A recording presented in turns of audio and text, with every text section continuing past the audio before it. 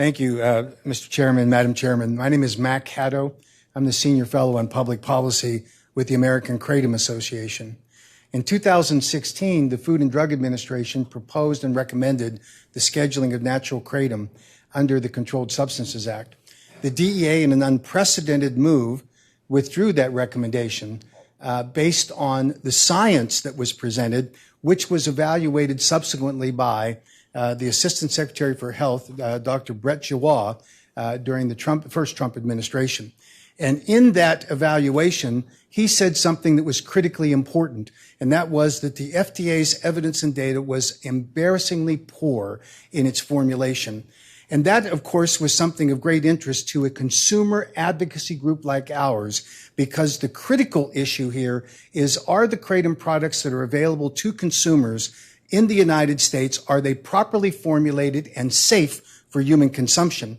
And if there are products out there that were a basis for the FDA to actually look at scheduling, we needed to root them out. We started looking hard at what was happening within the kratom industry. I can tell you that there are some kratom manufacturers who are not happy with the American Kratom Association because we advocate for strict, strong regulations.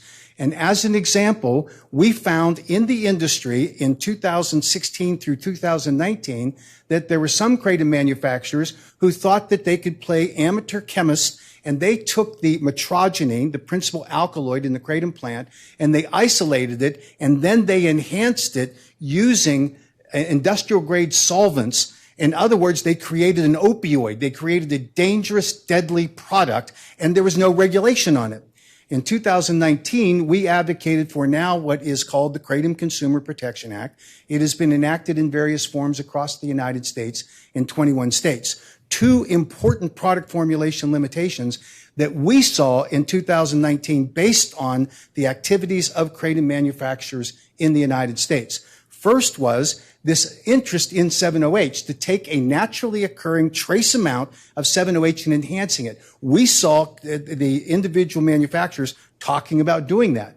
But more importantly, again in 2019, we found that there were kratom manufacturers who were taking that isolating metrogene, using industrial food grade solvents to create dangerous products. And I think when a medical examiner evaluated those deaths that had metrogene associated with them, they didn't know that they were deliberately enhanced, these isolated and very dangerous products, because they used these powerful solvents. Our recommendation, and it's been enacted in other states, is that you, one, cannot have a level of 7-OH that's greater than 2% of the overall fraction of the plant. That's reflected in the DEA analysis and the FDA analysis in the current recommendation. But secondly, we recommend that you cannot use, for the extraction of any metrogene or kratom extract, industrial solvents. You have to use FDA-approved food-grade solvents. And what does that mean? When you go to a Starbucks and you buy a Grand Latte coffee, you are buying an extracted coffee product that uses food-grade solvents approved by the FDA. That is the limiting factor that will take away these dangerous products that contributed to deaths that are referenced as kratom deaths, kratom only, and you'll hear grieving parents say that that's what the medical examiner did or told them. And it's true, but it's because they use these highly concentrated industrial grade solvents to create that dangerous product.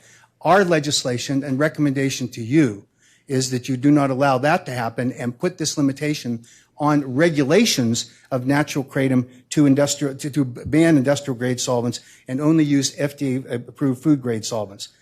Labeling is important.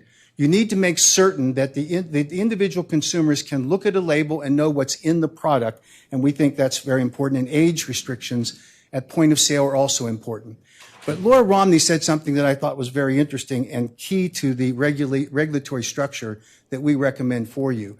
And that is, if you want to protect consumers and you want to make certain that when they come into a store and they are buying the product, that product should be registered in the state of North Dakota, and it should be backed up by an independent certificate of analysis. meaning that the manufacturer has to produce for you a compliance document in the form of a certificate of analysis done by an independent lab that the state can approve. That's working in other states. That relieves the burden of enforcement on many state agencies, reduces the amount of money that you would otherwise have to spend.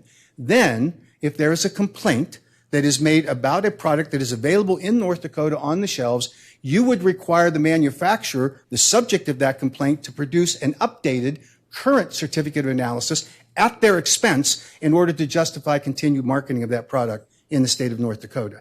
That works, and that cleans out the bad actors in the system. And if you put appropriate fines on those people that are producing and selling and distributing into the state of North Dakota, you will find a safer marketplace along the way.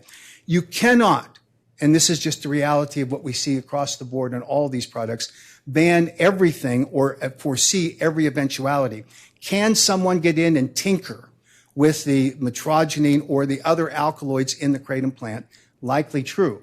But if you ban all synthetic derivatives, meaning that if you want to manipulate it, if you play games with it, that's what the FDA is doing. I'm sorry, the DEA is doing. And if you look at their recommendations on the follow-on synthetics, you ban all synthetic manipulation of the kratom plant, limiting it only to food-grade solvents and making sure that it's backed by this independent COA.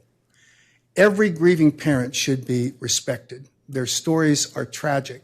But behind that, and it was referenced by Dr. Henningfield, even the Centers for Disease Control in the report that was referenced earlier had a reference to there are no standardized post-mortem analysis done on kratom-associated deaths.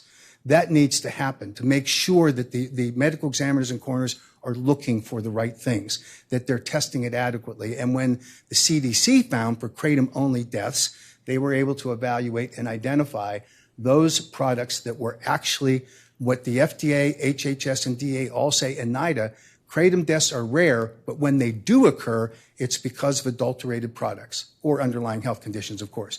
Those adulterated products are responsible for those deaths and safety reports that you've heard. Thank you for this opportunity, Mr. Chairman, Madam Chairman. Glad to answer any questions anyone might have. Questions from the committee. Representative Porter. Thank you, Chair Heinert. I did not catch your name. I'm sorry, Mac Haddow, Haddow. Thank you. Mr. Haddow, in the Kratom Protection Act, are all the things that you listed in your presentation a part of that model act? They are.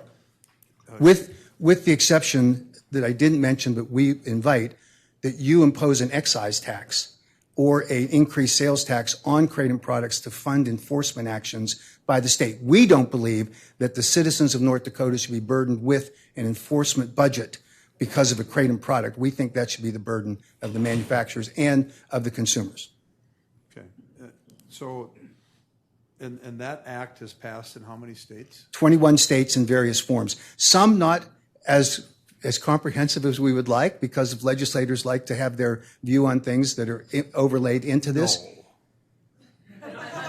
As a former legislator, I can tell you I understand exactly how that works. But also, there are enforcement issues even where the Kratom Consumer Protection Acts have passed because there isn't sufficient funding, which is why we now advocate for excise tax or increased sales taxes. You could have a registration fee on the manufacturer to cover the initial registration, so the processing administratively, and you could also cover some testing. But we think that if you identify a potential violative product, it should be the burden of that manufacturer to produce an updated COA for you at their expense. Can you make that act available to the committee? I will do so this afternoon. I'll circulate it. I think I have a list.